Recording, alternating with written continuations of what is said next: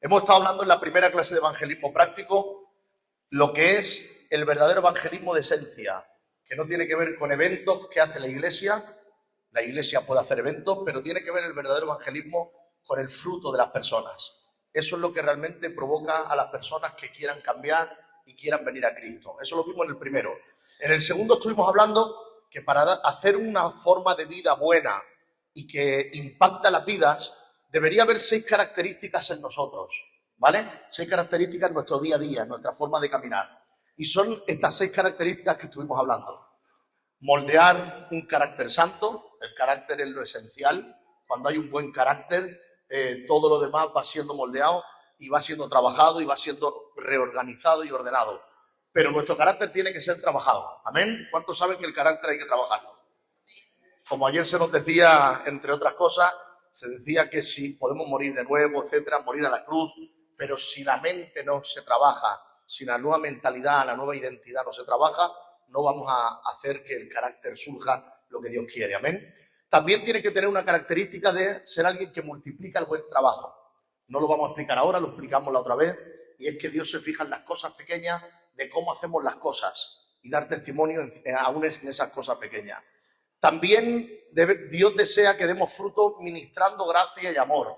De lo que hemos recibido, damos a los demás, aunque la gente no lo vea, aunque la gente no lo premie. Yo doy gracia y amor porque Dios me lo ha dado a mí y aunque la gente no lo vea, Dios sí lo está viendo y yo estoy dando un testimonio. Amén. También hablamos de moldear la cultura. Todos tenemos cultura, simplemente hay que quitar las cosas que estorban de nuestra cultura humana para ir a la cultura bíblica y que llevemos la cultura del cielo todos juntos, que tengamos un mismo pensar y un mismo sentir. Cuando yo vaya a tu casa, unos les gustará hacer un plato típico de su país, otros de su padre que le hacía, o de su abuelo, cada uno comerá de diferente manera, porque cada uno tiene su cultura alimenticia, en normas, en cosas, y eso nos estorba. Lo que sí tenemos que quitar es lo que estorba, que nos separa. Tenemos que unirnos para hacer que la cultura del cielo esté en medio y que Cristo esté en medio y que seamos uno para llevar el evangelio. Amén. No solamente estas 4, estuvimos hablando también la semana pasada de que también debería tener una característica como ser un mediador entre la justicia y la verdad. Ser alguien que no es, como estuvimos diciendo, cómplice de los pecados de los demás. Ser alguien que habla la verdad y que además, si es necesario, la descubre con amor. Porque es necesario que las personas confiesen sus pecados y si no las confiesan, que haya alguien que les ayude a confesarlo para que no sean, uy, qué chivato que te has confesado, no, para liberarte del pecado. Y estuvimos poniendo el ejemplo de Natán con David, como Natán descubre a David su pecado de una forma que él lo entienda y eso hace que David pudiera pedir perdón y ser libre. Amén. Y acabo con esta última característica, siendo mensajeros del evangelio. Y esta es la que quedamos a media y vamos a seguir. Para que entendáis, el evangelismo verdadero a través del fruto, el ejemplo. ¿Y cómo se puede dar un buen ejemplo? Hay que desarrollar estas 6 características. Ser personas que desarrollan esas 6 características. ¿Cómo comparto el evangelio? Estuvimos hablando de la espontaneidad, de la participación, de hacerlo de una forma pasional, de hacerlo de una forma no sistemática, sino mostrando lo que yo he creído. Si no sabes qué decir, tienes para decir lo que Dios ha hecho en ti. Y sobre todo estuvimos hablando de crear una estrategia para ganar almas, ¿vale? Estuvimos hablando, y lo hicisteis aquí algunos, los que estuvisteis la semana pasada, estuvimos hablando de hacer una estrategia de oración primeramente por 3 personas.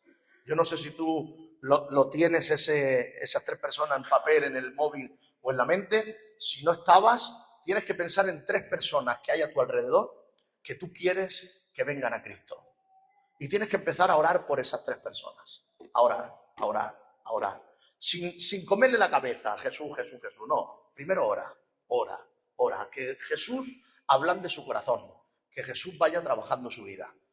Y tú lo que tienes que hacer, primero era orar. Segundo, ocuparse de conocer un poquito a la persona. Acercarse un poquito para sacar temas, aunque no sean cristianos, otros temas, para que la persona empiece a tener una relación contigo y abra su corazón. Y el punto 3 era compartirle la verdad cuando llegue el momento. Has orado, te has acercado y empezar a hablarle la verdad. Y la verdad se puede hablar de muchas maneras, dijimos. ¿Acordáis? No lo repito, pero estuvimos hablando de que la verdad se puede meter en cualquier tema, sin tener que hablar de Biblia, hablando de los principios de la Biblia, sin tener que hablar de Jesús, hablando de los principios de Jesús. No digo siempre, no, estoy hablando con gente con la que no se puede hablar de esa manera. Y tienes que buscar estrategias para llegar a ellos, hablándoles de Jesús sin mentarle a Jesús, hablándole del Evangelio sin mentar iglesia y Evangelio, principios, valores, que ellos vean que hay algo en ti que merece la pena. Entonces nosotros compartimos la verdad sin tener que decir la sangre de Cristo, el Cordero Santo, la cruz del Calvario. Compartimos el Evangelio hablando de la verdad, el amor, la paciencia, el perdón, valores bíblicos. Y ellos empezarán a escucharte, porque al fin y al cabo a la gente le gusta escuchar cosas que aportan a su vida, cosas que son diferentes. Amén. Por lo tanto, estuvimos viendo todo esto y estuvimos viendo que para compartir el Evangelio puedes hacerlo de diferentes maneras, pero tienes que darle la gloria a ¿quién? A Dios. Daniel con Nabucodonosor pudo resolver los sueños de él, pero no se puso mérito a sí mismo. Es Dios quien ha descubierto estos sueños. Es Dios quien te lo puede dar. Siempre el mérito se lo tienes que dar a Dios. Y estuvimos hablando también de que expliques la palabra, las buenas nuevas, que las siembres, aunque no veas resultado. Aunque no veas resultado. Pablo predicó a Agripa y Agripa le dijo, por poco me persuade. No se convirtió a Agripa, pero lo que sí vimos es que él sembró la palabra. ¿Cumplió Pablo con lo que tenía que hacer, sí o no? Sí, porque nosotros no somos los que convertimos a las personas. ¿Quién convierte a las personas? El Espíritu Santo. ¿Y tú y yo qué hacemos? Sembrar la palabra. Y aun cuando no la siembras hablando, la siembras con tu ejemplo, con el fruto. Amén. Hasta aquí entendemos un pequeño repaso rápido para contextualizarnos y acabar lo que queda. Así que dile al de al lado, estate atento que queda un rato.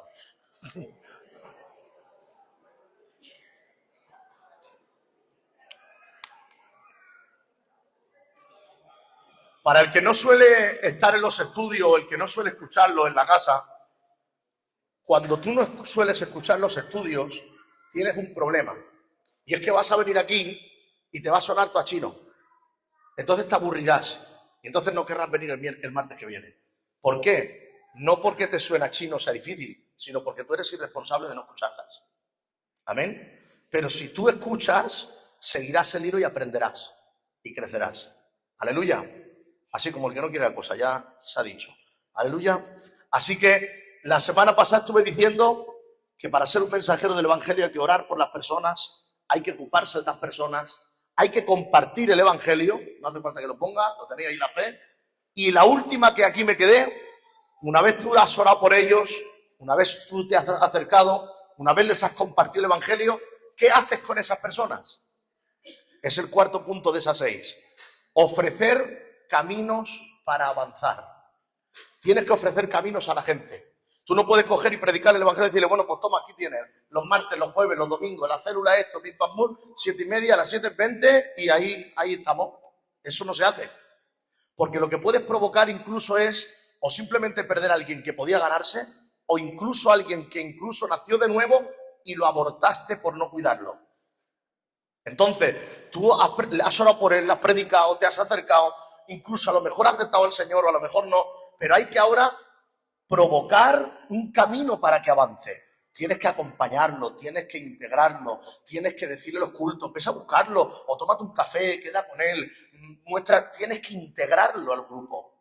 A lo mejor tú dices, bueno, pero ya tienes su discipulador ahora. Bueno, pero no pasa nada, uno no sustituye a otro. Aunque tenga un discipulador, tú como aquel que le hablaste puedes seguir tratando con él y ya tiene el discipulador y el que le habló. Y luego otro amigo que le cae bien, ya tiene 3. Y las relaciones provocan que le ayuden a integrarse dentro de la iglesia. Entonces hay que mostrarle el camino. Y el camino, hay que entender que hay 2 cosas muy importantes en este camino que tenemos que hacer. Una, actuar y otra, orar. No son palabras solo, son hechos. Y hay que orar por ellos. Que las personas crezcan en oración y palabra. Si las personas están contentas, vienen a los cultos y todo bien, pero ni oran, ni leen, ni buscan, ni nada de nada, preocúpate un poco y di, bueno, está viniendo, pero está intentando ser cristiano por su esfuerzo. Voy a intentar que ore. Voy a ponerme con él, voy a hacer una oración yo y que luego la haga él si tiene sus palabras o empiezo yo, pero voy a llevarle a orar a esa persona, ayudarle a orar, porque si viene por su propio esfuerzo, será alguien que intenta ser cristiano por su propio esfuerzo, no tiene a Dios, no mueve a Dios, no habla con Dios, no busca de Dios y se cansará del camino. Entonces tienes que ayudarle a orar y luego entender que esas personas, cuando ya empiecen a caminar un poco, no puedes hacerlas dependientes solo de ti. Hay gente que le gusta, coge un discípulo o algo, le da el discipulado y lo hace dependiente de sí. Tiene mis amigos que tengo yo, mi círculo que tengo yo, no hagas una persona dependiente de ti. Tú tienes que hacer que seas tú un ayudador, un mentor, un integrador, pero tienes que hacer que se mezcle con otros, para que tenga otro círculo de personas a las que acercarse y pueda estar relacionado con más gente, no solamente con los que tú te relacionas, o contigo solo. No podemos hacer a las personas dependientes de nosotros. Hay que llevarlas a, mira, cógelas, hacerlas dependientes de Jesús. Eso es lo que tienes que llevar a hacer. Oye, ¿qué estás leyendo la Biblia? No tengo Biblia. Te vamos a comprar una, hombre. Vamos a conseguirte una, toma una Biblia. Mira, léetela. No es léetela. No, mira, oye, empiézate por aquí, por Mateo. Empiézate por aquí, por capítulo 1. Si quieres, empieza por un capitulito. Mañana me hablas de lo que ha aprendido, de lo que ha entendido. Y vamos tocando. Le vas dando ganas de leer. Oye, vamos a presentar oración. Cuando ores, lee, ora un poco antes para entenderla. Y luego ora después para que Dios te ayude a aplicarla. Le enseñas a vivir la vida espiritual, a desarrollar disciplinas básicas de un cristiano. Para que luego él mismo, aunque tú no estés, él busque a Dios. Amén. Amén. O sea que en el evangelismo, cuando la gente llega, hay que mostrarle el camino a seguir. Y el camino, la verdad y la vida, ¿quién es? Tú no eres, ni yo tampoco. Ni me lo encalomes al pastor, ni te lo encalomes a ti. Es a Jesús a quien hay que integrarlo. Hay que poner la mirada en Jesús y que él entienda que Jesús es la fuente, es la vid de donde debe comer y beber. Amén. Y sobre todo, que se involucre dentro del cuerpo. Hay gente que me dice, pastor, no viene a la iglesia nunca, pero los discípulos sí lo hacen. No vale. Si a la iglesia no viene, no sigas con el discipulado. No vale. El discipulado es un complemento a la iglesia. Hacer un discipulado y que no venga a la iglesia nunca no tiene sentido. Porque es una persona que está comiendo un buffet libre. Me gusta esto, pero esto no. Y cojo lo que a mí me da la gana. Tienes que comprometerte a la iglesia y entonces damos el discipulado.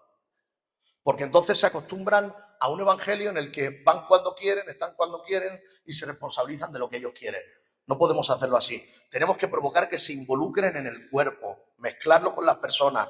Intenta tener la responsabilidad. Si es tu amigo, si es alguien que tú trajiste, si es alguien que tú discipulas, ten la responsabilidad de intentar atraer a personas que tú crees que encajan con él o con ella para que tengan un poquito más de relación con personas de la iglesia. Alguien que yo sé que estoy dándole el discipulado, o lo he traído yo, lo conozco, sé que le gusta el fútbol, que es bromista, que no sé qué. Miro a la iglesia y hago así, digo, mira, fulano, mengano, son de este perfil. Voy a tomarme un café con fulano, mengano, y para que les conozca y para que hagan relaciones con ellos. Yo no estaré, pero estará aquel. Aquel y yo tampoco, pero estará el otro. Entonces lo cuidaremos entre unos cuantos. Porque no se trata de dar un discipulado, no se trata de predicar solo el evangelio, no se trata de traerlo a la iglesia, se trata también de ofrecerles caminos para seguir. Y las relaciones son muy importantes para que una persona siga. Son muy importantes, porque en los momentos de bajón, en los momentos de duda, en los momentos de que uno no tiene ganas, las relaciones pueden provocar que tú sigas para adelante. Un café con alguien, una cena con alguien, un bocadillo, una charla. Por eso tenemos que intentar involucrar a la gente que traes al cuerpo. Busca gente afín a ellos, que se hagan amigos. No seas un niño y una niña de sentirte celoso, celosa, porque eres más amigo del otro que de mí. No, tú involúcralos con otros. Porque si esas personas, a lo mejor luego en vez de ir conmigo más, van con aquel, porque tienen más feeling todavía. Pero ¿qué más da? Está dentro del cuerpo. A mí es lo que me importa. Luego las amistades se van trabajando y se eligen en el camino. A mí lo que me importa es que las personas se afinquen en el pueblo, en el cuerpo de Cristo. Amén. Son cosas muy sencillas, pero que tenemos que saberlas, ¿vale? Así que cuanto más queremos que Dios tome autoridad en mi campo de visión, más relevancia toma el cuerpo de Cristo. No trabajo yo solo. Yo trabajo viniendo desde el cuerpo de Cristo, viniendo desde la iglesia. Y es muy importante tener una identidad, no solamente la identidad cristiana, la identidad de iglesia local. Tú tienes que tener una identidad. Cada iglesia local tiene su identidad. Todas somos de Cristo, pero cada una tiene su matiz en la visión, en sus formas, en sus maneras, en su objetivo. Y tenemos que tener una identidad clara y saber cuál es la identidad de tu iglesia. Y es importante saber la identidad porque no podemos estar dando vueltas. Hay gente que da vueltas buscando lugares o iglesias para ver que sea una iglesia que esté súper a gusto y nunca tenga problemas. Es imposible. Yo no busco iglesias para que no tenga problemas, que si no los tengo mejor, pero es que la convivencia con las personas lleva a tener algún roce en algún momento. En la iglesia, en un equipo, en un vecindario, en cualquier lugar donde hay gente. Yo en una iglesia que busco que haya una buena doctrina primeramente, que se le dé al Padre, al Hijo y al Espíritu Santo el protagonismo, que el Espíritu Santo tenga libertad para moverse, que se enseñe la palabra, que se me dé lugar para servir, que se me dé lugar para desarrollar mis dones, que me enseñen la palabra para poder desarrollar. Si hay todo eso, todas las demás cosas son secundarias.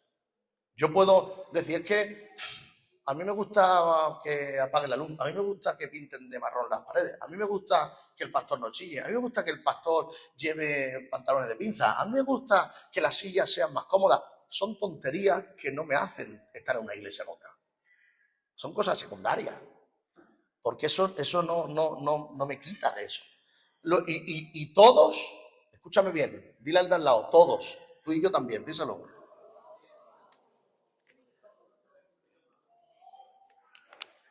Todos vamos a tener momentos de bajones. Todos. El pastor también. Todos vamos a tener momentos de bajones.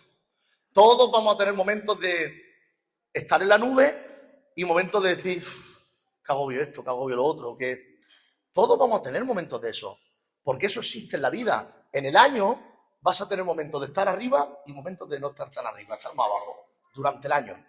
Vas a tener momentos de todo. No hablo de pecado, hablo de ánimos, de ganas, de deseo, porque hay veces que yo vengo a predicar y tengo unas ganas de predicar que no veas, y hay otras veces que vengo a predicar y digo, se lo tendría que haber puesto a otro porque no tengo ganas de predicar para nada. Y no pasa nada, es que es lo que hay, porque somos humanos. Entonces, por bajones no nos podemos guiar. Ahora paso una temporada de bajón, ahora parece que no me hacen caso, parece que esto, provócalo tú, que a veces hay bajones, pero se sale de ahí también.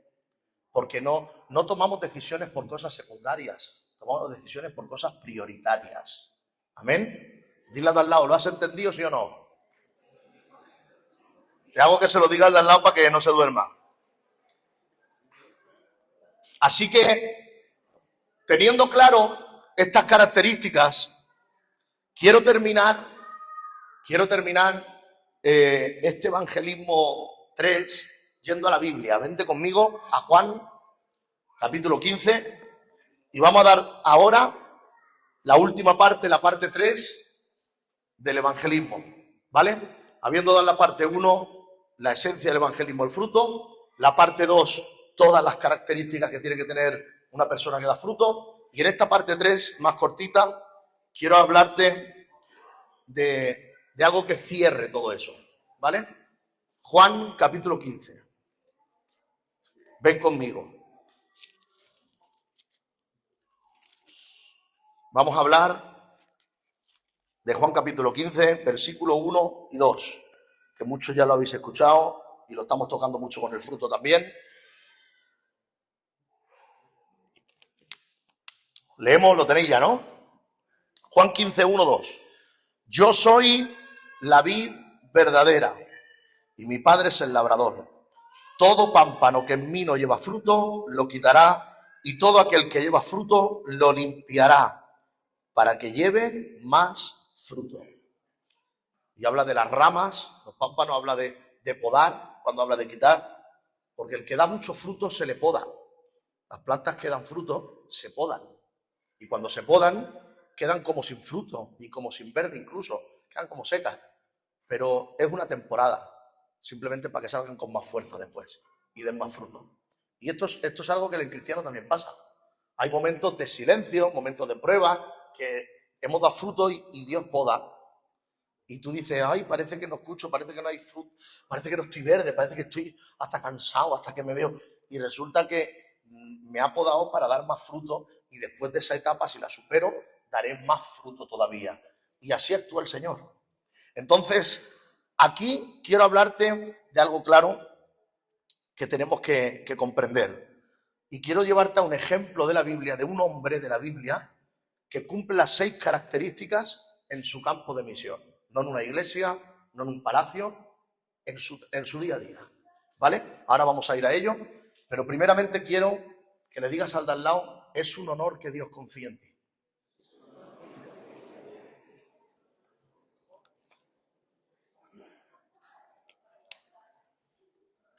Hay gente que se desanima en las iglesias porque dicen, no confían en mí o no me dan lugar.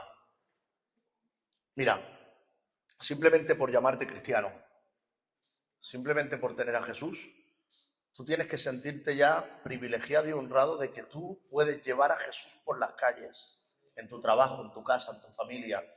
Es mayor ese servicio de mostrar fruto en mi campo de misión que cualquier servicio que haga dentro del local.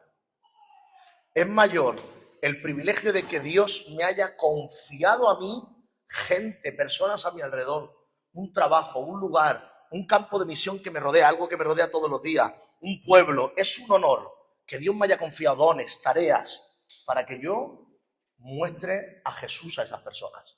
Es un honor que haya confiado en mí. Dios está esperando que yo lo haga, no que lo haga el pastor. Y después de reflexionar en estas 6 características, en cómo dar fruto a través de estas 6 características, para trabajar un carácter santo, tenemos que entender que el carácter, al fin y al cabo, conduce a todas las demás. Que no se puede tener una sí y una no, que van interconectadas. Que el carácter santo conduce a acciones santas. Que también conduce a defender la verdad. Que el carácter santo conduce a moldear mi cultura, a ministrar gracia y amor, a hacer justicia y verdad. Conduce a compartir la palabra. Pero sobre todo, toda forma de fruto, sea cual sea, como dije una vez, plátanos, melones, lo que sea, hay mucho tipo de fruto. Todo tipo de fruto siempre tiene que salir de la misma fuente, Jesús. Él es la vid. No tiene que salir a tu manera ni a la que te diga el pastor ni siquiera. Tiene que ser bíblica. Tiene que ser de Jesús. Jesús es la vid y de ahí tengo que comer. Jesús es mi fuente y ¿quién cuida mi vida? ¿Quién la cuida? Mira, Leo, yo soy la vid verdadera y mi padre el labrador. ¿Quién cuida la vid? Y las ramas, los pámpanos, tu vida, ¿quién? El Padre. La fuente es Jesús. El Padre es el que nos riega, el que corta, el que trabaja las ramas, la vid, los pámpanos. Él es el que cuida. Y sobre todo, dando yo fruto, yendo a la fuente y dejando que Él me cuide, ocurrirán 2 cosas. Una, Dios se llevará la gloria. Y 2, otros se acercarán a la vid porque tú has dado fruto. Porque cuando tú das fruto, llaman la atención para que la gente venga a comer del fruto. Entonces, cuando tú das fruto, la gente quiere probar el fruto. ¡Ay, qué fruto más guapo! Mira, y van al árbol y lo cogen. Ahora la gente está acostumbrada a ir a la tienda y comprarlo, pero antes más se iba a los árboles a coger la fruta, ¿no? Entonces, ven un fruto guapo, no un fruto ni demasiado, ¿cómo es? Atrofiado ahí, negro, ni nada. Ven un fruto bonito y dan ganas de cogerlo para comérselo. Nosotros somos sal en la tierra. Nuestra manera de vivir produce sed en las personas. Yo quiero saber de eso que tú tienes. Por lo tanto, cuando nosotros vamos a Jesús y dejamos que el Padre nos cuide y nos dejamos de ser autodestructivos a veces y a veces de ser víctimas. Porque escúchame una cosa, yo a veces me tengo que cuidar qué cosas digo porque algunos siempre dirán, esto lo dice por mí. No, yo hablo con todo y esto pasa a mucha gente. A veces tenemos el problema de ser autodestructivos o caer en el victimismo. Gente que de esto hacen una gran bola y se destruyen a sí mismos. Cuando el dominio propio te lleva a tranquilizarte y resolver los problemas y no hacer tan grande la bola siempre. Yo he tenido situaciones que podrían haberse creado un gran problema, pero que las he resuelto con tranquilidad y con paciencia y se ha quedado en nada. Porque la bola se hace cuando todo el mundo se pone nervioso y entonces se hace la bola grande. El dominio propio es muy importante y la paciencia. A veces somos demasiado autodestructivos y hacemos una bola muy grande de cualquier cosa pequeña. Párate, ora al Señor, pide dirección, resuelve, habla cuando tengas que hablar y deja que las cosas se resuelvan una a una. No te hagas los problemas tan grandes, porque hay gente que se autodestruye con esta manera de vivir. Y hay gente que toma un espíritu de victimismo. No, si yo lo sé que nadie me quiere, si yo lo sé que la palabra es para mí seguro, porque si yo sé que a mí no me hace caso nadie, no ves que no quiere nadie cenar conmigo, no ves que nadie quiere sentarse conmigo, no, ya lo dices por mí, ¿no? Y es un espíritu de victimismo, pero escúchame, que no es para cachondearme, que es que tienes que entender que ese tipo de actitud te destruye. Te mete en un bucle, te mete en un agujero, que te metes a la soledad tú solo, la gente, vamos, se aleja de ti porque es solo queja, amargura. Tenemos que tener otro tipo de actitud porque si tú estás conectado a la vida y tú estás comiendo de la vida, tú tienes que ser un fruto, tienes que tener un fruto atractivo en forma de actitudes. De tal manera que el amor, el gozo, la paciencia, la benignidad, la bondad, la templanza, se vean en ti porque comes de la vid, porque estás alimentándote de la vid y porque estás actuando como el Padre quiere. A veces nos alimentamos de gente de la iglesia o de cosas que dice la iglesia o de lo que dice el pastor o de una predicación o del YouTube, que todo eso hay que comer, pero hay que ir a la vida, hay que tener una relación con el Señor personal. Si no te alimentas de la relación con el Señor, desarrollarás actitudes que no son del Señor. ¿Amén? ¿Me estáis entendiendo lo que estoy diciendo? Son cosas que en una predicación no me voy a entretener a decirte, pero tenemos que entenderlo aquí. Si yo me pregunto a mí mismo hoy, ¿cómo hago para conocer más mi campo de misión? ¿Alguien me puede decir qué es el campo de misión? Lo estoy repitiendo mucho para que quede claro. ¿Qué es mi campo de misión? Nana. Mi día a día, lo que me rodea. Ese es mi campo de misión. ¿Cómo hago para conocer más mi campo de misión? Para crecer, para desarrollar en mi propósito cada día más. ¿Qué tengo que hacer? ¿Vale? Lo vamos a hacer de una forma fácil. Primero de todo, un cristiano que no tiene disciplina no puede crecer en la vida. Será un emocional toda la vida. Igualmente, aquel que es un atleta y no se disciplina para entrenar. Aquel que juega fútbol y no se disciplina para aprender.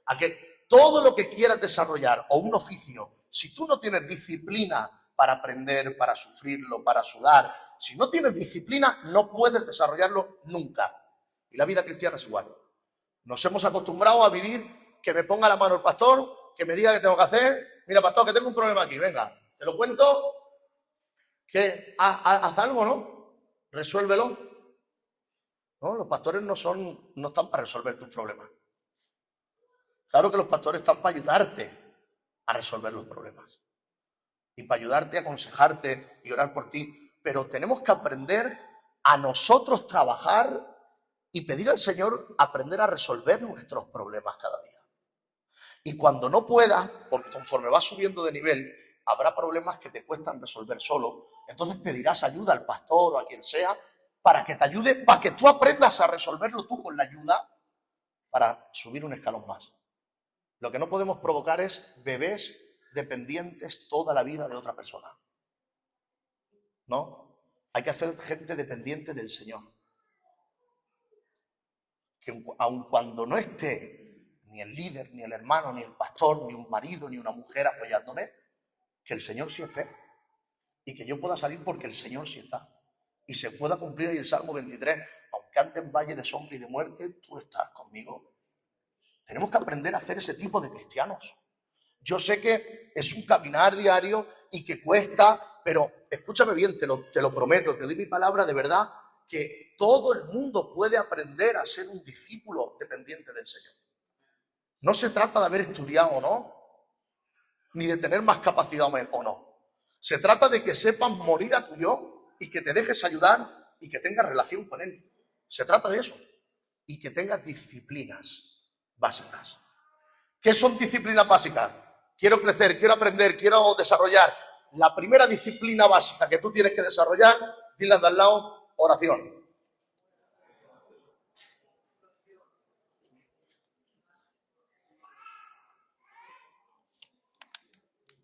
Si no hay oración, es como el coche que le falta aceite. Puedes tener el mejor motor, cilindrada, caballos. Si no hay aceite, se clava al final. Tiene que haber oración. Si no hay oración, la cosa no fluye, todo se endurece, todo se ve más difícil, todo se ve más problemático. La oración es la que hace sensibilizar tu corazón y estar en una relación con Dios para que todo lo veas de otra manera. Para que tu mente, tu corazón, tus emociones, tus procesos de aprendizaje, tus procesos de decisión, todo esté con ese aceite de la oración para que todo funcione como tiene que funcionar. Necesitas orar. Pero escúchame bien. Tú normalmente cuando oras, ¿por qué oras? Padre, tú que estás en los cielos, llévate la gloria, te adoramos. La adoración primero al Padre, le damos la gracia, ¿no? Todas estas cosas. Luego le pido también, y intercedo por otro. ¿Hay alguien aquí que ore por el ministerio, por el propósito, por los dones, por el campo de misión en el que Dios te ha puesto, para que Dios te ayude a desarrollarlo? ¿Tú oras así? Porque hay gente que no ora por eso. Y quieres que Dios lo desarrolle, pero no oras por eso. Tienes que orar, Señor, dame sabiduría cuando vaya al trabajo, cuando esté con la familia, cuando esté. Dame sabiduría para cómo hablar, dame sabiduría para cómo hacer las cosas, dame paciencia para aguantar las palabras que me dicen, déjame ver las oportunidades cuando hay un corazón preparado para llevarle la palabra. Tienes que orar por tu trabajo en el campo de misión. David en los Salmos oraba como en el palacio, como rey, como capitán del ejército, como pastor. Oraba allí donde estaba trabajando, haciendo algo. Oraba para que salieran bien las cosas y pedía al Señor protección, pedía al Señor que le pudiera agradar, que le pudiera amar y sobre todo mostrar lo que Dios quería que mostrara.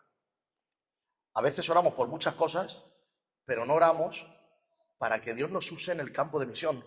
¿Sabes por qué no? Porque como es una responsabilidad, nos evadimos de ella. Ahora lo que tú tienes que hacer es, tengo la responsabilidad de evangelizar mi entorno, mi campo de misión. Tengo la responsabilidad, no que vaya a la iglesia, yo como cristiano, tengo la responsabilidad de que la gente que me rodea tiene que conocer a Cristo por mí. Entonces voy a empezar a orar por ese campo de misión para que Dios me dé sabiduría, me dé fuerza, me dé paciencia, me dé palabra para poder hacer el trabajo como Dios quiere que lo haga. Amén. Amén. ¿Me estáis entendiendo lo que estoy diciendo, sí o no? No solamente oración, una disciplina importante también es la amistad por el campo de misión. Ya no hablo de lectura, ayuno, oración, son cosas que ya sabéis. Pero en lo que tiene que ver con el campo de misión, la amistad, lo que he dicho antes, tengo que intentar buscar hermanos capacitados que yo creo que en mi campo de misión me pueden ayudar para que pedirles la ayuda y que vengan a ayudarme a mi campo de misión. Porque somos una familia.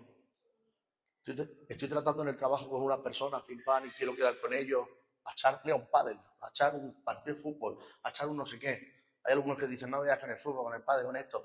Esos son solo estrategias para pasar tiempo juntos, para tener relaciones, para evangelizar. Traemos a personas que no vienen al culto. Son estrategias, algo no culto, para hacer otras cosas. Y tenemos que pasar tiempo juntos, escúchame bien, tenemos que pasar tiempo juntos sin tener por qué hablar de Dios. Como amigos, como personas, como seres humanos, hablando de experiencias mías, problemas que tengo, necesidades, situaciones de mi vida que pasamos. Pero si yo tengo gente a mi alrededor que está conmigo en el trabajo o en un equipo o lo que sea, yo qué sé, y resulta que digo, necesito a alguien que me eche una mano, alguien que estoy muy solo en esto, alguien que venga aquí y con otro aquí pues tiramos más caña. Y cojo y hago que personas que están en la iglesia me ayuden en mi campo de misión y yo pueda ayudar en el campo de misión de otro. No sé si me estáis entendiendo lo que estoy diciendo. El entorno que me rodea. Yo solo no puedo. Pero tú sabes la dinámica que se crearía en la iglesia si tú no quieres hacer las cosas todo solo, sino que coges a alguien que te pueda apoyar en aquellos que te rodean y luego tú vas y apoyas a otros. ¿No potenciaríamos mucho más el evangelismo en la gente que nos rodea? Y trabajaríamos en equipo. ¿Qué pasa? Que estas cosas pueden sonar a chino. A decir, es que, no sé, campo de misión, no sé qué, no sé cuánto, pim, pam. Porque estoy intentando que rompamos conceptos del evangelismo de irnos a una plaza, 200 personas, y veas cómo otros lo hacen. Estoy intentando que tomes la responsabilidad tú y que vivas tú de una manera que la gente se convierta por ver tu manera de vivir, de hablar, de trabajar, de hacer. Y si necesitas apoyo de los tuyos, pídelo, porque estamos para eso. Amén. Amén.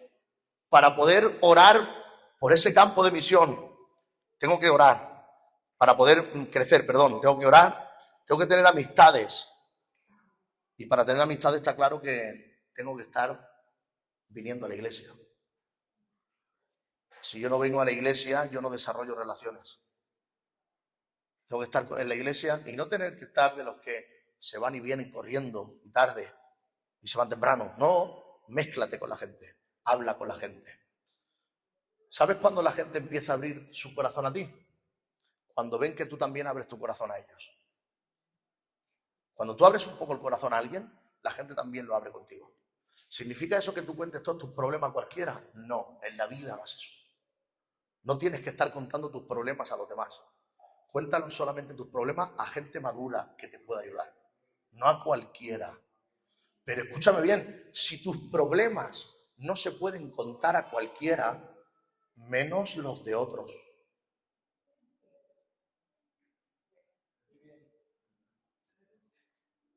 No se puede caer yo mis problemas, pero voy a contar el de ese, y caigo en contar los problemas de otros para chafardear y para criticar. Si actuáramos así, tendría que ser ojo por ojo y diente por diente. Tú me criticas, yo te critico. El otro, pues yo también. Tú me pones verde, yo me invento cualquier cosa de ti también. Y lo hago en gente que no te conoce. Y como no te conocen, lo que yo les cuente les vale.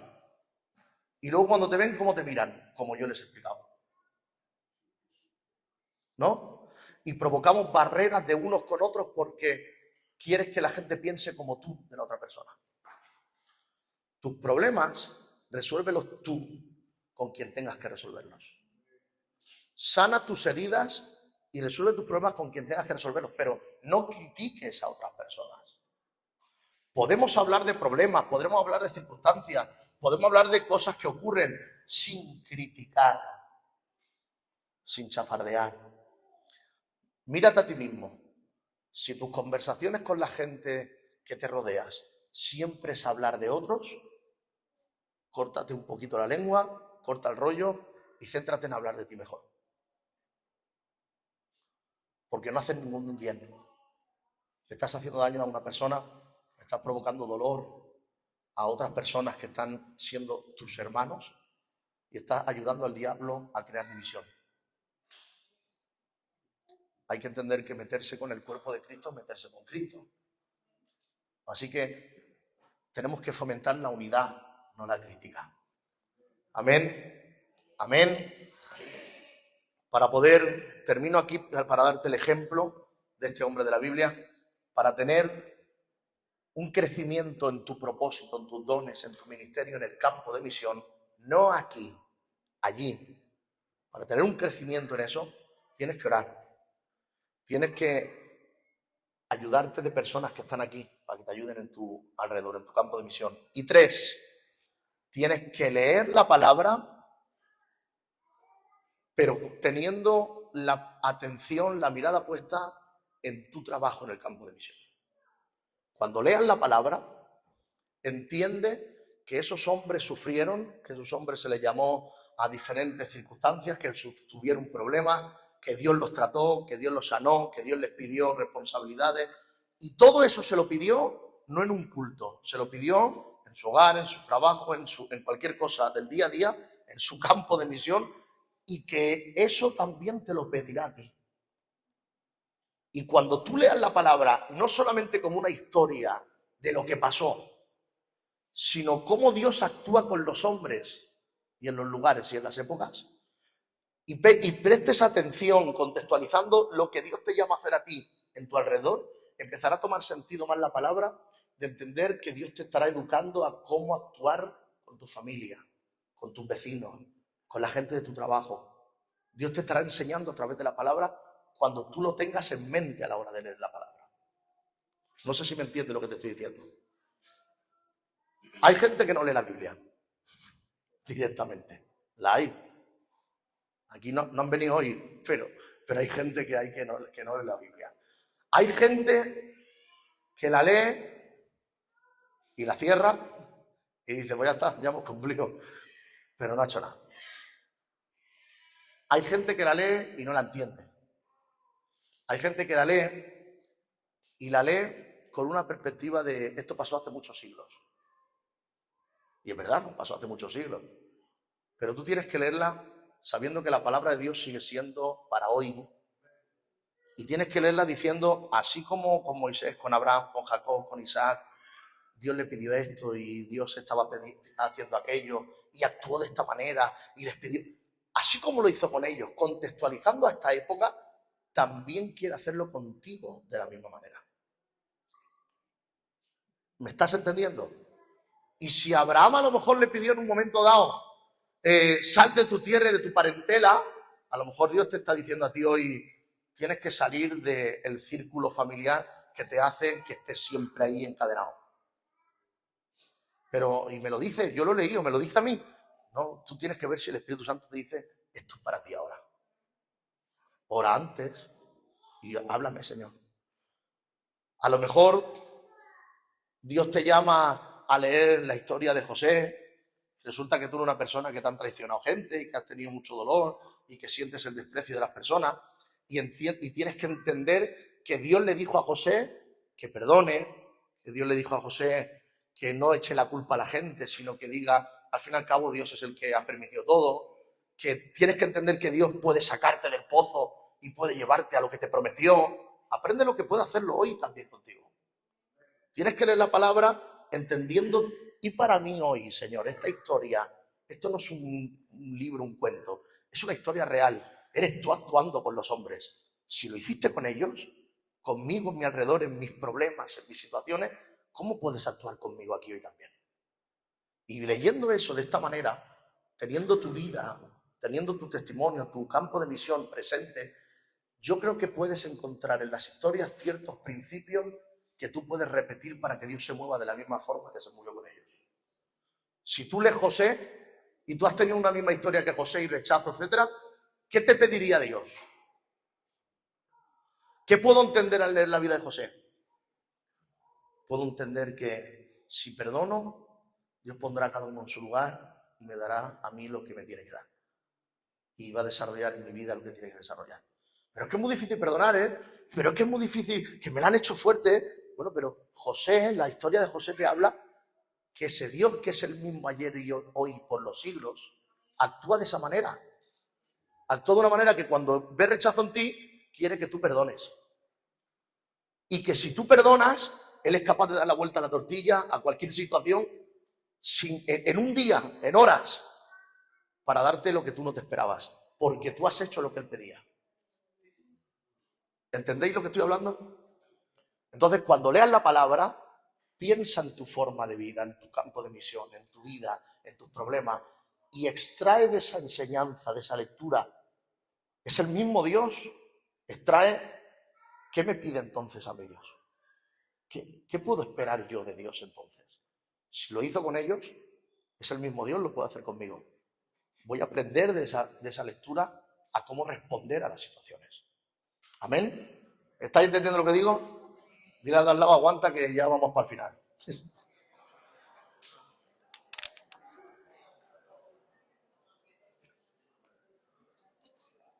Y ahora quiero terminar. Quiero terminar esta lección de evangelismo hablándote ya que hemos hablado del fruto, del ejemplo, del campo de misión, de desarrollar todas esas características. Vamos a hablar de un hombre que las desarrolló en la Biblia en su día a día. Amén. Y quiero que vengas conmigo. Aquí vamos a tener un problema para algunos. Si vas con el móvil no, pero si vas con la Biblia. Quiero que vengas conmigo al libro de Ruth.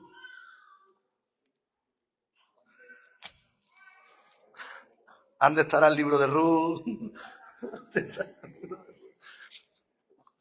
Después de Jueces. Génesis, Éxodo, Levítico, Número, Deuteronomio, Josué, Jueces, Ruth. Ahí se ha facilitado la cosa, ¿eh? Ruth capítulo 2. Ruth. Hace el ladrido de un perro, ¿no? Ruth.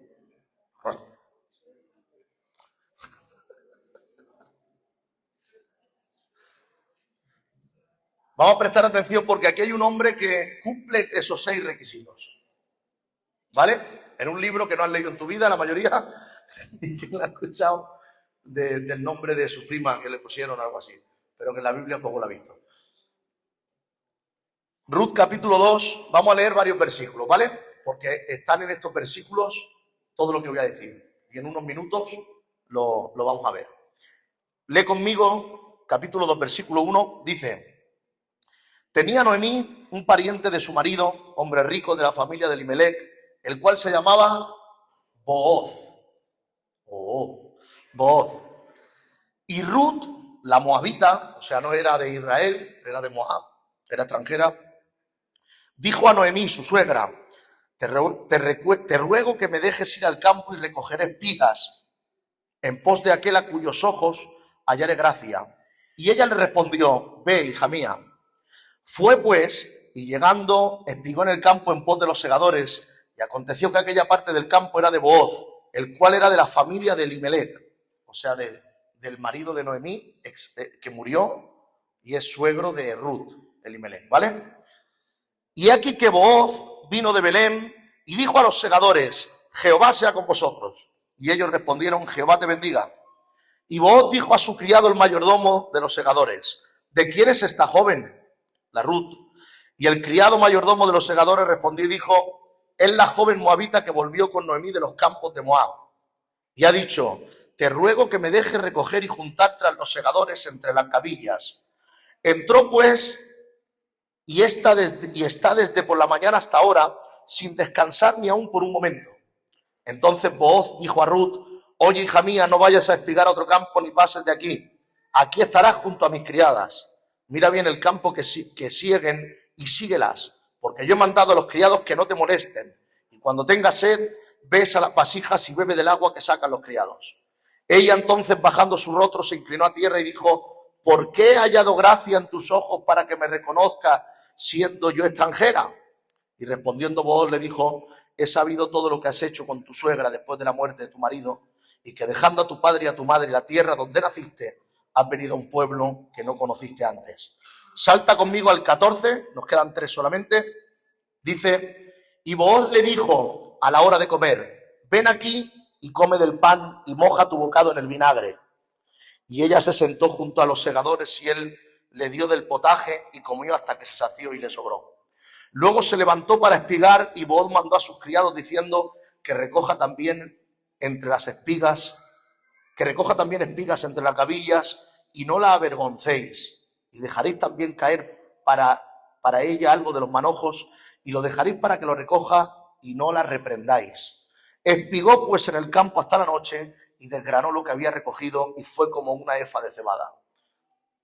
Hasta ahí, vamos a leer hasta ahí. Vemos aquí las 6 características en un hombre: voz, en el campo de misión, su trabajo, entre los segadores. Fíjate que, para que tengáis en contexto rápido, Noemí, Ruth, ¿y cuál era la otra? ¿No era? Orfa. Murieron los 3 maridos. Les cayó la negra a esta gente. Los 3 maridos, el padre, el marido de Noemí y los 2 hijos. Murieron, se quedaron 3 viudas. Noemí judía y 2 mujeres extranjeras. Ahora va Noemí a las fronteras, se quiere volver a Israel y le da a escoger a las 2. Sois mujeres que sois viudas, mis hijos han muerto, iros y hacer vuestra vida. Orfa dice, hasta luego Lucas, y se va corriendo. Y dice, yo voy a rehacer mi vida. Ruth dice, no, donde tú vayas yo voy, y voy a ir contigo y voy a estar contigo a todo lugar y voy a compartir contigo esta vida. Murieron nuestros maridos, pero vamos a estar juntas. Va, la acompaña allí. Recuerda que los moabitas estaban malditos, ¿vale? Y no podían estar con un pacto de bendición desde Israel, porque tenían una maldición los moabitas. Pero bueno, ella moabita va al pueblo de Israel y va con la de esta, me voy a cargar el micro este, ¿no? Va con el sello de que está maldita, como una moabita. Seguramente no va a tener las oportunidades que otra mujer. Y llega un momento, en otro día daremos un estudio de esto porque es muy bonito, pero vamos a centrarnos en lo que quiero decir. Llega un momento que Ruth dice, hay que salir porque esta mujer anciana no se va a quedar en casa, no tenemos para comer. Una mujer viuda en aquel momento era una muerta de hambre. No tenían en qué comer, no tenían quien la redima, no tenían tierras, no tenían nada. De tal manera que Ruth dice, voy a ir a recoger de los campos, de lo que se le va cayendo, y traigo la cesta y al menos comemos las 2, a mendigar un poquito. Y entonces llega un momento que se encuentra en el campo de Booz. Y Booz es un familiar cercano de Noemí, porque era pariente de Elimelech, el marido de Noemí. Según la ley del levirato, que se había puesto en el Levítico, se había puesto en los tiempos de Moisés, la ley del levirato decía que cuando se muera el marido de una mujer, un pariente cercano podía casarse con esa mujer y al casarse, a través de ese casamiento, el hombre podía redimir las tierras y el dinero de esa mujer para que tuviera de nuevo herencia y tuviera primogenitura y tuviera diferentes cosas, porque la mujer pues era como 0 a la izquierda, pero más para allá. Amén. Entonces, encontramos aquí a Ruth que cae en el campo de Booz. Y ocurren en lo que hemos leído diferentes cosas. Lo primero es que dice, tenía Noemí un pariente de hombre rico de la familia de Elimelech. Cuando nosotros leemos en el hebreo y en otras traducciones, habla un hombre rico, un hombre de bien. En el hebreo en realidad habla de un hombre ejemplar. Así como habla también Booz en el capítulo 3 de Ruth, una mujer ejemplar. Un hombre ejemplar, Booz. Un hombre de carácter santo. Un hombre que tiene un carácter con unos principios, con unos valores que realmente demuestra que no es un hombre que se aprovecha de nadie, sino que es un hombre que tiene unos principios de Dios y que la gente lo reconoce. Por lo tanto, vemos una característica de Booz. Él tiene un carácter santo. La gente lo reconoce como un hombre ejemplar. La gente lo reconoce como un hombre con fruto, con un hombre que da un buen testimonio. Cuando un hombre con fruto, un hombre con ejemplo, un hombre que tú dices, este hombre es un hombre ejemplar, tú lo escuchas cuando habla, ¿sí o no? Él es un hombre con un carácter ejemplar.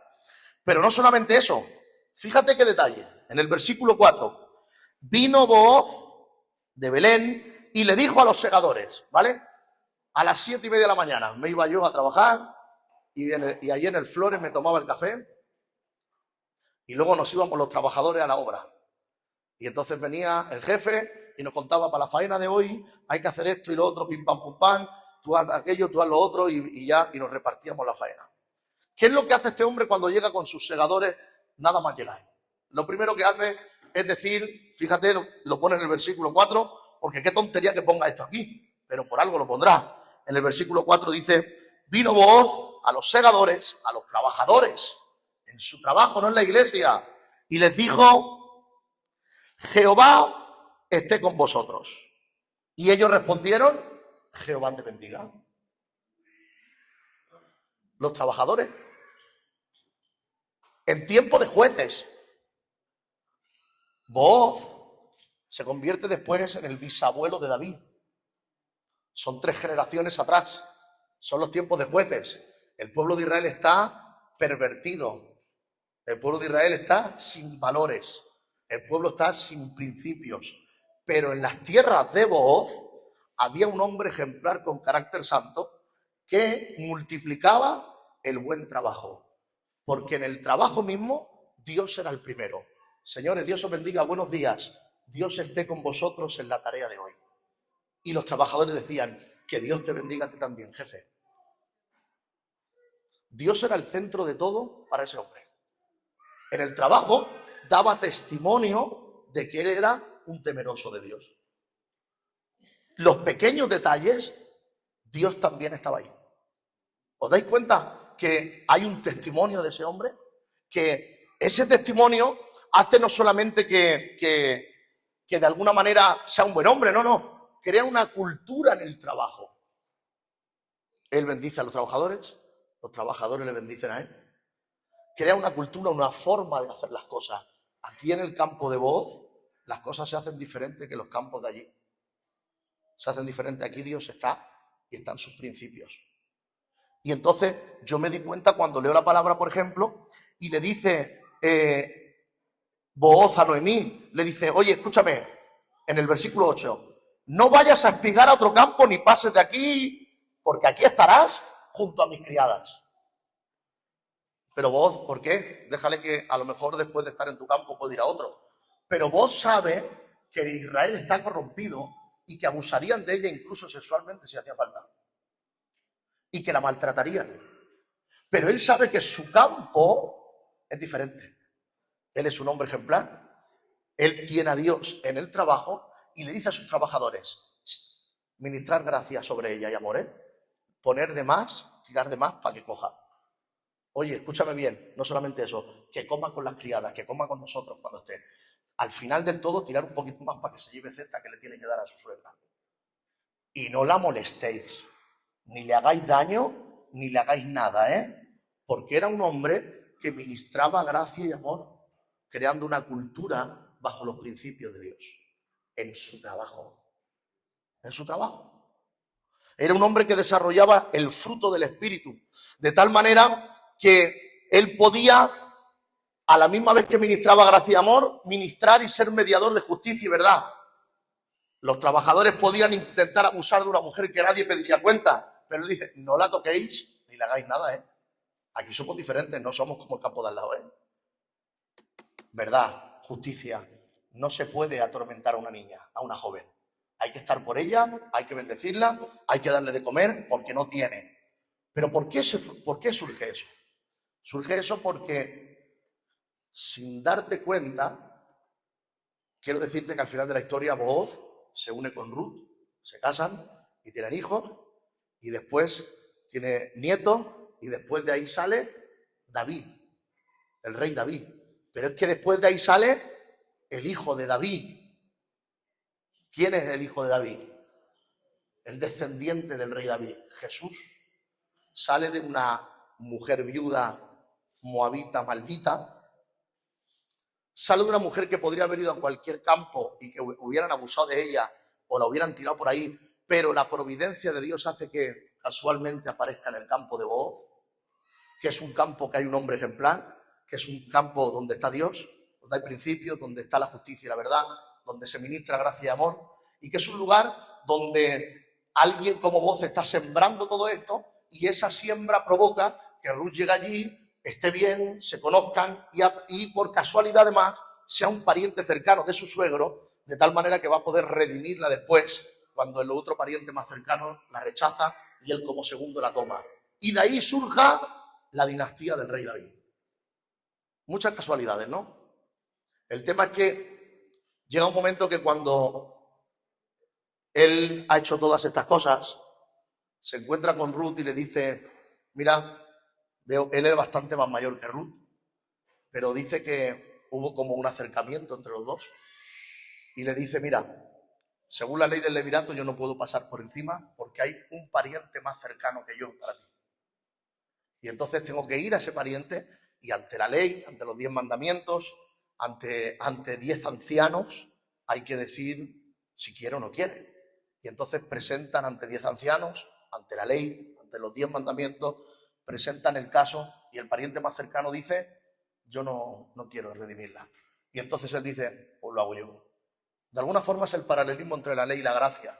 La ley y la gracia se sientan con los 10 mandamientos ahí, ¿verdad?, de base, y la ley no puede redimir. La ley puede decir lo que está bien y lo que está mal, pero no puede redimir. Pero Booz acaba siendo un poquito ese preludio de Cristo, esa figura de Cristo que toma por la gracia como esposa a la maldita humanidad y le da la redención para que recupere lo que tenía perdido.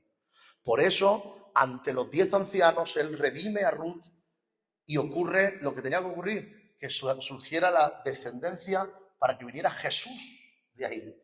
Jesús y la dinastía de David, que todavía no se acaba, que dice que será eterna en Jesús. Por lo tanto, ¿qué quiero decir con esto? Llega un momento que cuando Booz hace todo esto, le comparte el evangelio también de alguna manera a Ruth. Mira, la ley dice que yo no puedo ser. La ley dice que tiene que ser él. Pero ante la ley vamos a hacer bien las cosas. O sea que este hombre en su trabajo es alguien que tiene un carácter santo, es alguien que multiplica el buen trabajo y los pequeños detalles los pone al Señor, es alguien que ministra gracia y amor, es alguien que crea una cultura donde Dios está en el centro, es alguien que ministra justicia y verdad y es alguien que comparte el evangelio de una manera natural en su campo de misión, en su trabajo. Yo creo que Ruth fue bien evangelizada. La cogió, la tomó, la hizo suya y de ahí viene la presencia de Dios, el poder de Dios, la descendencia que Dios prepararía a través de David y todo lo que viniera adelante. Es que hay bendición cuando las cosas se hacen en orden. Hay fruto, hay bendición cuando las cosas se hacen en orden. Y Dios está interesado, termino con esto, en las pequeñas acciones que tú tienes fuera de aquí, en tu campo de misión, en cómo vives, en cómo te comportas en tu campo de misión. Puedes ser muy bueno aquí, pero si eres fuera, no estás cumpliendo con él. Y la gente que te rodea, ¿qué piensa de ti como cristiano? Porque ahí Dios hace cosas maravillosas en el tiempo, aunque tú no lo veas. Ruth seguramente no lo llegó a ver a David reinando, ni llegó a ver a Jesús naciendo desde su descendencia. Pero la semilla de hacer las cosas bien produce un fruto que, aunque no lo veas, en el cielo se sella y queda marcado. Y que Booz y Ruth fueran gente con características, con principios de Dios, provocó que de ahí surgiera una gran bendición y un gran fruto. Nosotros tenemos que actuar bien y dejar un sello bueno de las cosas de Dios, porque Dios desea trabajar con nosotros en nuestro campo de visión a través de pequeñas acciones que tú haces acorde a la palabra. Y tenemos que hacerlo aunque la gente no lo vea, aunque tú no veas el fruto, aunque la gente no te haga caso, tú lo tienes que hacer porque tienes una responsabilidad con Dios. Y es con este versículo que yo te termino en Mateo 13:32. Y termino ahí diciéndote esto. Dice, a la verdad, es la más pequeña de todas las semillas, la semilla de mostaza. Pero cuando ha crecido, es la mayor de las hortalizas. Y se hace árbol de tal manera que vienen las aves del cielo y hacen nidos en sus ramas. Tú tienes que tener acciones que agraden a Dios, aun cuando nadie te vea. Serán semillas de mostaza, nadie las ve. Pero cuando tú las siembras, aunque tú no veas, crecerán. y otros anidarán ahí, y otros comerán de ese fruto. Tú a lo mejor no ves el resultado, pero Dios sí lo verá. Y generaciones siguientes, por tu esfuerzo y por tu semilla sembrada, pueden ser bendecidas por tus pequeñas acciones, aunque tú no veas resultados. ¿Qué quiero decirte con esto? Tenemos que dar fruto aunque no nos vea la gente. Tenemos que evangelizar y tenemos que vivir con ejemplo, aunque no te vea la iglesia, aunque no te vean los hermanos. Tenemos que hablar como cristianos. ¿Qué es hablar como cristianos? Pues lo que no hablas aquí. Lo que aquí en el culto, en la iglesia, no hablas porque te da vergüenza decir ciertas palabras, pero en la casa sí las dices. No, lo que estás aquí hablando es lo que tienes que hablar en la casa. Si aquí no te atreves a decir ciertas palabras porque se ven feas también fuera. Porque Dios te está viendo y te está escuchando. Y hay gente a tu alrededor, en tu campo de misión, que está viendo cómo vives y cómo hablas. La Biblia dice que somos cartas abiertas y la gente nos lee. Y el mensaje del Evangelio está en cartas como tú y yo. Vivimos la vida como cartas abiertas. La gente nos ve como la vivimos y deciden seguir a Cristo o no por el mensaje que ven en tu manera de vivir. Aquí vienes a portarte bien y a hablar bien, pero aquí no es necesario. Aquí ya hemos creído. Es necesario allí fuera. Es necesario con los que trabajas, con los que están en tu vecindario, con los que están rodeándote. Es importante que vivas el Evangelio y desarrolles una vida cristiana para ser más como Él, para que Él se lleve la gloria y para que otros, a través de vivir ese Evangelio, conozcan también al Señor. Por eso, este tipo de clases, lo que hemos querido entender que es que la responsabilidad del evangelismo no está en la iglesia, está en el cristiano que forma la iglesia. No está en el... No. Aquí es para perfeccionar. Y aquí podemos hacer eventos para ir todos juntos, pero la responsabilidad está en los cristianos. Son las ovejas las que paren. La responsabilidad está en las personas que somos cristianos. No yo solo, o sea, no tú solo, no, yo también todo. Nuestra manera de vivir tiene que ser la carta que muestra el mensaje de Jesús a la gente.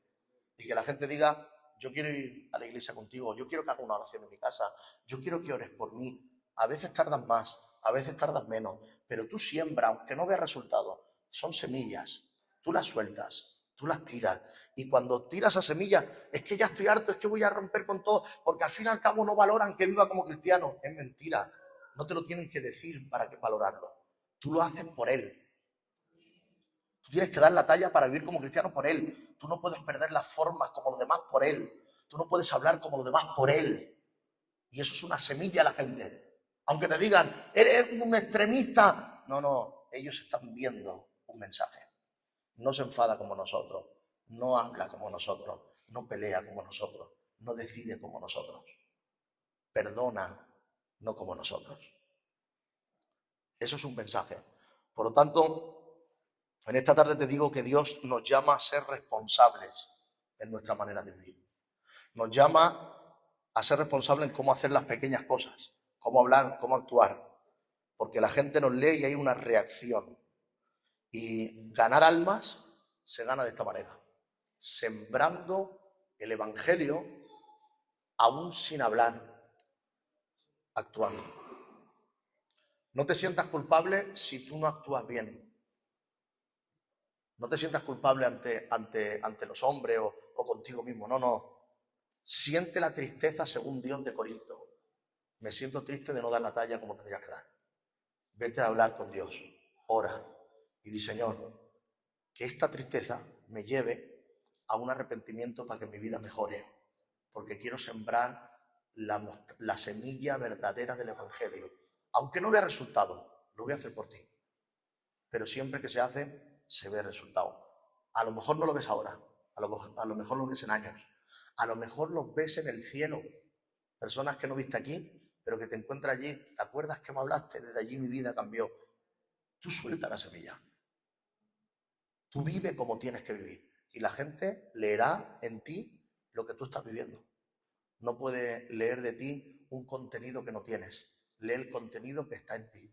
Si tú oras y lees y vives la palabra, verán en ti un mensaje. Lo que no seas un charlatán que habla mucho de Dios, pero que no actúa como un hijo de Dios. Porque entonces, ¿sabes qué provocarás? Provocarás una barrera para que conozcan a Dios. Provocarás que todavía vean a Dios como más lejano, como que no es la solución.